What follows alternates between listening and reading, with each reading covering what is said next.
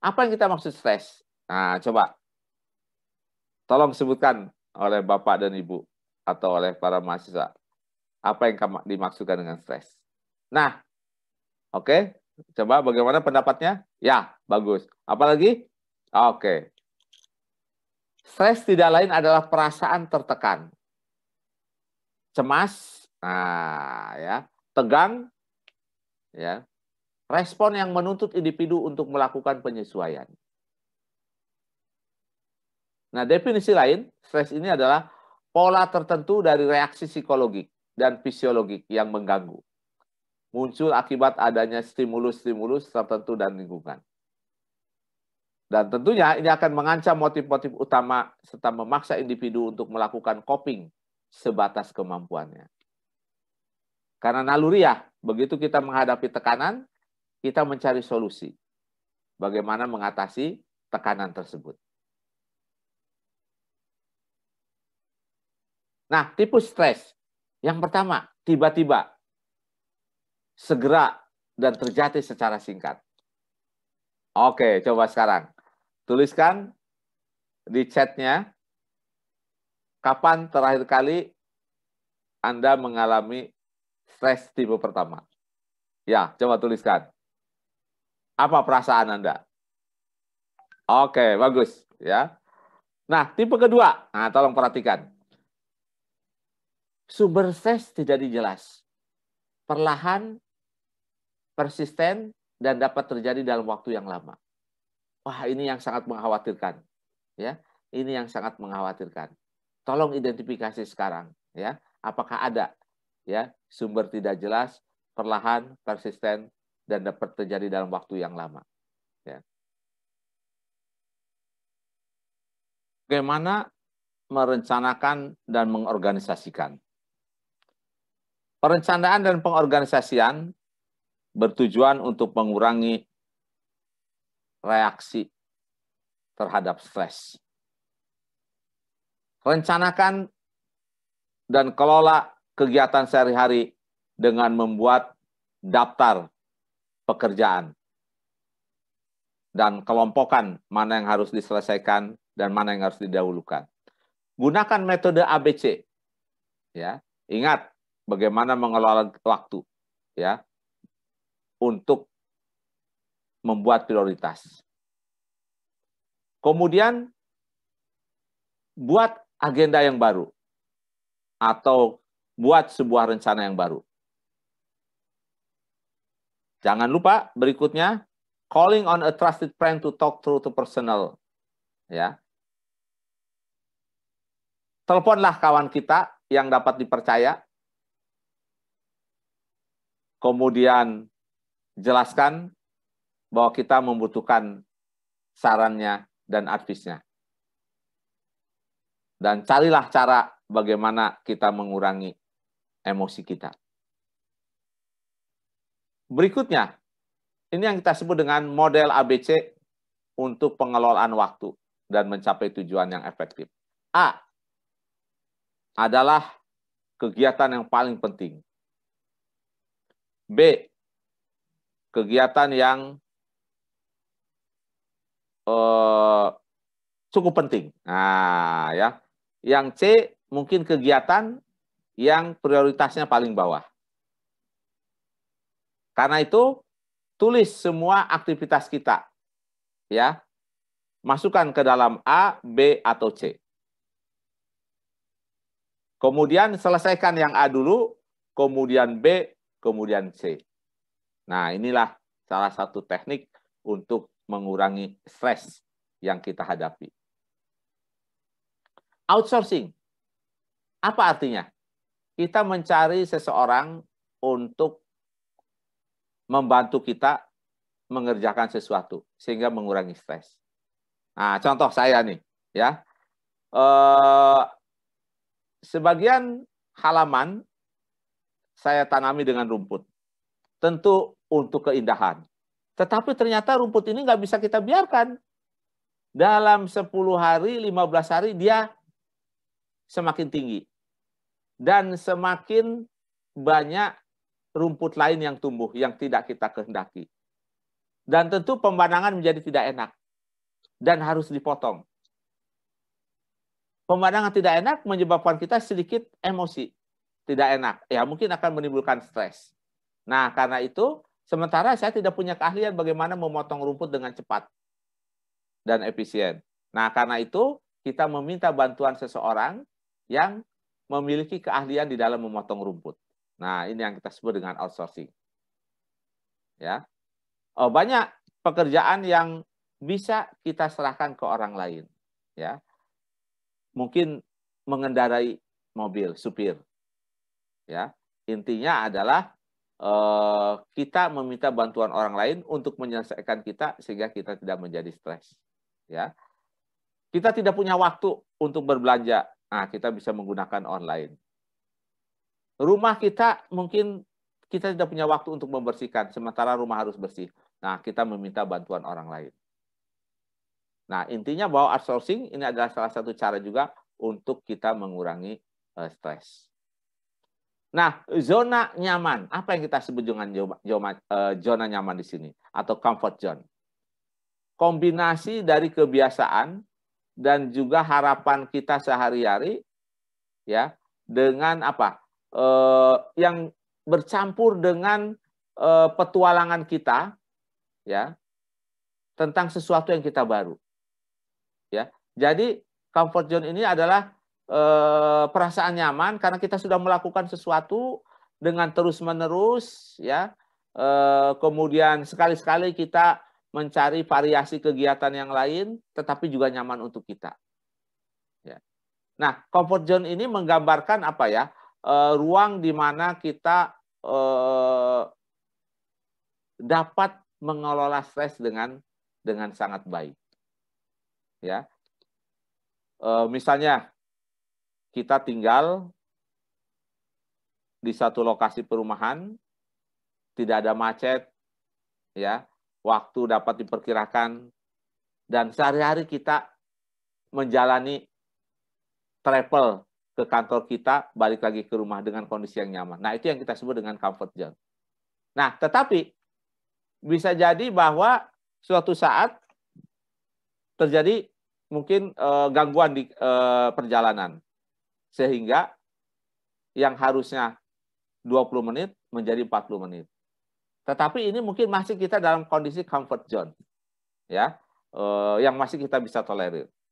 Tapi kalau ada perbaikan jalan yang berlangsung lebih dari 1 bulan, mungkin kita membuat stres. Karena kita harus mengelola kembali bagaimana tiba di tempat tujuan atau kantor kita. Nah, tetapi seringkali kita harus keluar dari zona kenyamanan kita. Kadang-kadang kita harus berpindah atau meninggalkan comfort zone kita. Misalnya, orang harus bekerja di luar kota. Atau harus berpindah tempat. Karena dia akan mendapatkan promosi yang lebih baik. Dia harus meninggalkan comfort zone yang sudah ada. Nah, karena itu, baik keluarga maupun organisasi ini memiliki comfort zones yang ada. Nah, ada satu penulis yang mengatakan, ya, Neil Donald Walsh mengatakan, kehidupan itu mulai ketika kita mengakhiri comfort zone kita. Nah, misalnya waktunya tiba, kita harus pensiun. Artinya kita meninggalkan comfort zone. Nah, bagaimana kita menghadapi di luar comfort zone tersebut? Nah, ini yang harus kita pelajari dan yang harus kita latih.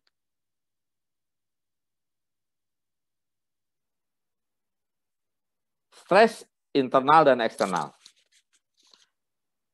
Stres eksternal atau stres luar ini adalah dari luar seseorang.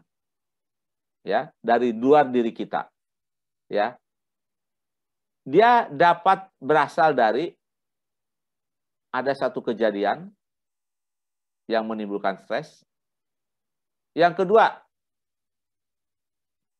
mungkin ada sesuatu pekerjaan yang sedang berlangsung yang dapat menimbulkan stres. Ya. Misalnya, kita sedang menulis skripsi, atau mahasiswa sedang menulis tesis atau disertasi, yang sekali perlu waktu dan mungkin tingkat kesulitan yang tinggi. Nah, ini juga sering menimbulkan stres. Anak sedang sakit, dan seterusnya.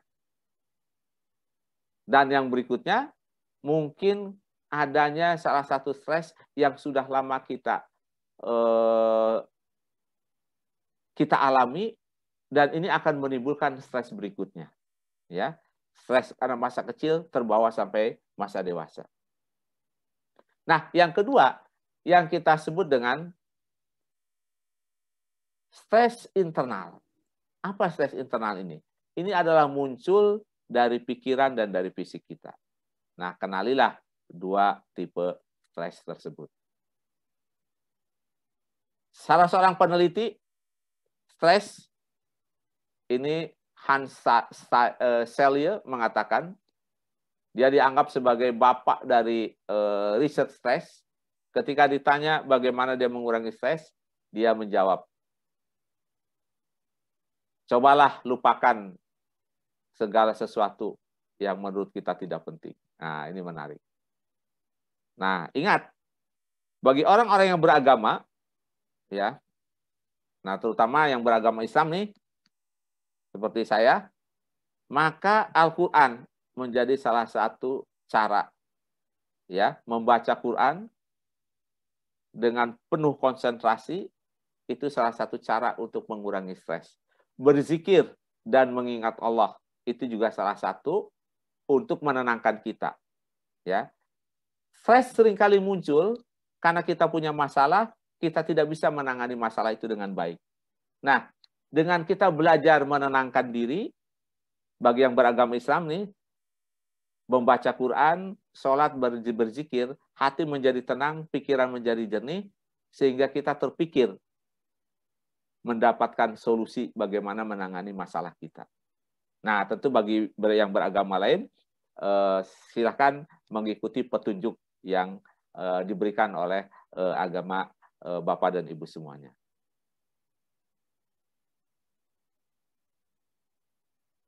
Pengambilan keputusan dan stres. Nah, mendelegasikan pekerjaan dan pengambilan keputusan kepada orang lain, ini juga salah satu cara mengurangi stres. Ya. Seperti tadi saya katakan, rumput meninggi, tidak nyaman dilihat, menimbulkan stres. Saya minta seseorang untuk memotongnya. Nah, ini juga untuk mengurangi stres saya. Bagaimana reaksi kita terhadap stres? Ini sebetulnya adalah sebuah keputusan bagaimana kita memecahkan masalah. Nah, ini. Jadi, dilihat dalam perspektif pengambilan keputusan, jadi sebetulnya salah satu reaksi kita terhadap stres adalah bagaimana kita memecahkan masalah tersebut. Nah, karena itu pengambilan keputusan yang tepat ini akan membawa kita kepada gaya hidup yang lebih baik dan juga gaya hidup yang lebih sejahtera. Nah, karena itu ketika kita menghadapi stres, kita harus mengambil keputusan, maka kita harus mencari partner, kawan untuk diajak diskusi. Boleh istri, anak kita, saudara kita yang lain.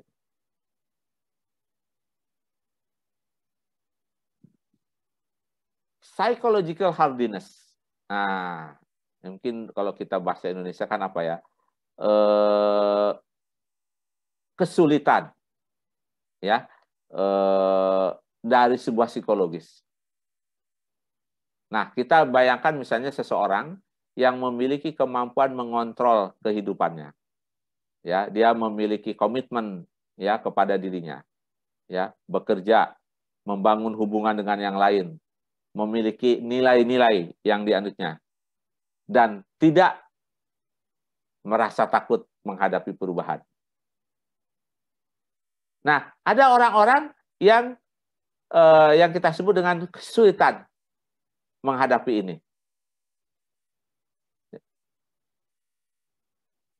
Mereka menyadari bahwa stres dan tantangan adalah kehidupan normal. Dan mereka memiliki sumber daya untuk berhadapan dengan mereka. Oh, maaf. Orang-orang yang terbiasa menghadapi tantangan, ini saya ulangi ya, tadi penjelasannya kurang tepat, dia menyadari bahwa stres dan tantangan ini adalah bagian dari kehidupan yang normal. Nah, tolong dicatat ya. Dan mereka memiliki sumber daya untuk dapat mengatasi stres tersebut. Poinnya adalah sebagai berikut. Sebagai manusia yang memiliki dimensi sosial, yang hidup, yang berhubungan dengan orang lain, pasti suatu saat akan menghadapi masalah, akan menghadapi tantangan. Jadi, kita tidak bisa melepaskan diri tantangan tersebut. Harus kita hadapi. Nah, ini poin mungkin yang sangat penting. Ya, hadapi tantangan itu, kemudian lakukan bagaimana memecahkan, mengatasi tantangan tersebut. Karena manusia hidup bukan tanpa halangan, bukan tanpa masalah. Justru dengan adanya tantangan dan masalah itu, maka kita terbiasa untuk menghadapi sesuatu yang sangat menyulitkan. Ternyata tidak semua pekerjaan memiliki tingkat stres yang sama. Banyak pekerjaan memiliki tingkat stres yang berbeda. Nah, ini dari sebuah riset menarik ya. Beberapa pekerjaan yang sangat menimbulkan stres yang sangat besar. Salah satunya ini tadi tentara, ya, kemudian pemadam kebakaran, kemudian pilot, polisi. Itu 4 tertinggi pekerjaan yang menimbulkan stres. Ya. Nah, kemudian yang berikutnya ternyata event koordinator ya. Ini orang-orang yang bekerja di event organizer ini juga akan memiliki stres yang sangat tinggi. Kemudian wartawan, kemudian pembaca berita, kemudian orang-orang yang bekerja di public relation, kemudian senior corporate executive, kemudian taxi driver. Nah, coba kalau level 1 sampai 10, pekerjaan yang Anda tekuni sekarang itu stresnya pada level berapa? Oke, silakan didiskusikan. Manajemen stres. Kita akan membahas bagaimana mengelola stres. Kita perhatikan sekarang ada 2 tipe kepribadian individu atau konsumen. Tipe A, ini adalah seseorang, ya, saya ulangi, seseorang yang punya perilaku sangat berlebihan, ya, sangat bekerja keras, tidak sabaran, memiliki competitiveness, ya, keinginan bersaing yang sangat tinggi, ingin mengendalikan orang lain, ingin memiliki power, kekuasaan, dan seringkali agresif, dan seringkali hostility. Nah, hostile itu sesuatu yang sedikit selalu menegangkan, ya, terkadang membahayakan. Nah, sementara ada tipe yang kedua, ya, tipe yang kedua adalah lebih rileks, mudah bergaul, dan juga sering bekerja sama. Nah, ini ya 2 tipe yang berbeda. Nah, ada beberapa riset yang mengkaitkan antara tipe A kepribadian itu dengan meningkatnya serangan jantung dan penyakit lainnya. Dan kemudian studi yang lain menunjukkan bahwa ternyata soal penyakit ini sangat kompleks, bukan hanya ditentukan oleh personality. Nah, ini beberapa awal dari diskusi kita mengenai bagaimana mengelola stres. Beberapa teknik untuk mengurangi stres. Ya, rencanakan dan luangkan waktu agar kita memiliki waktu untuk rileks. Bagi saya orang yang beragama Islam, ya, tentu harus kita mengikuti panduan Quran. Rileks itu beribadah, membaca Quran, dan berzikir. Salah satunya. Kemudian, selesaikan tugas yang sudah kita mulai. Jangan ditinggalkan. Kembangkan rasa humor. Ya, katanya jangan terlalu serius. Ya, sedikit-sedikit humor. Ya. Nah, kemudian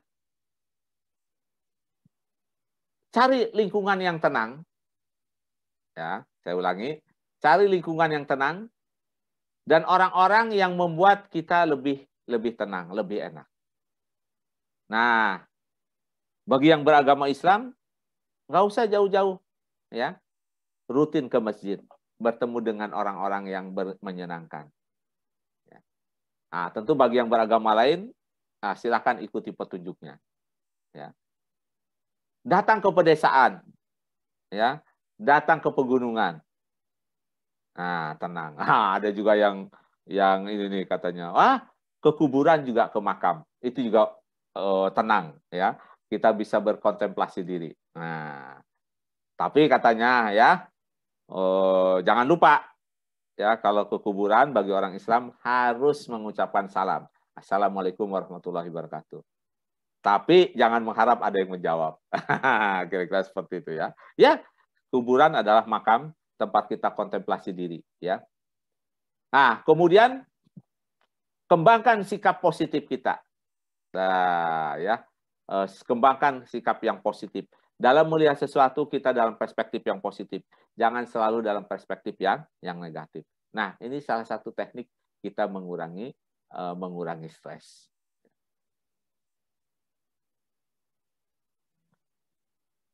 Nah, jadi intinya 2. Ya. Stres kita hadapi dengan relaxation. Ya. Menenangkan diri.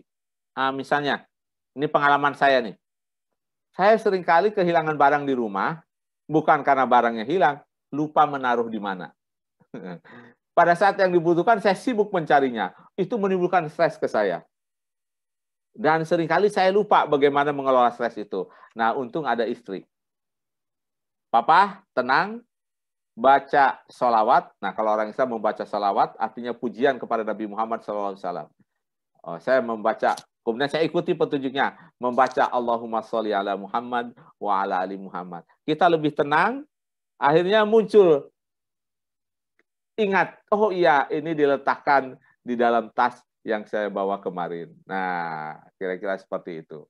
Ya, jadi salah satunya dengan kita menenangkan diri, ya, ini juga salah satu cara untuk mengurangi stres tersebut. Ya. Nah, di sini dijelaskan keluar rumah, ya, ketemu kawan, meditasi. Nah, kalau orang Islam meditasinya sholat dan berzikir. Ya. Nah, ada juga dengan menarik nafas. Nah, saya kalau mau presentasi itu stres berkeringat. Nah, salah satu caranya adalah dengan bernapas kita. Ya, menapas panjang, kemudian kita kurangi. Ya.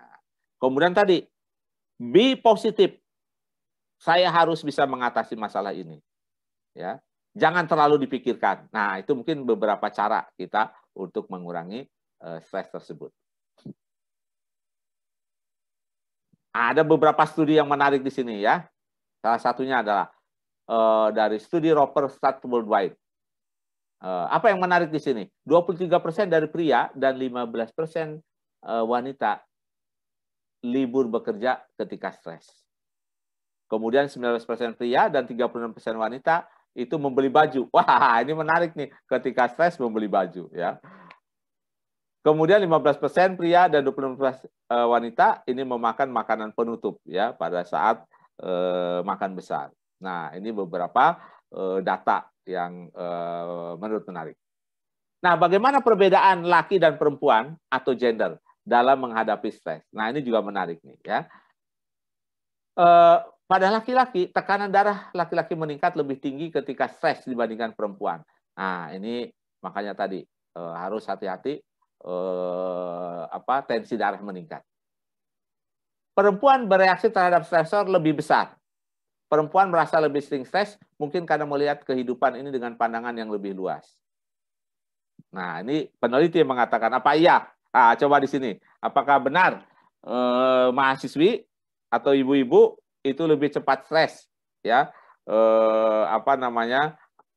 Dibandingkan dengan yang laki-laki.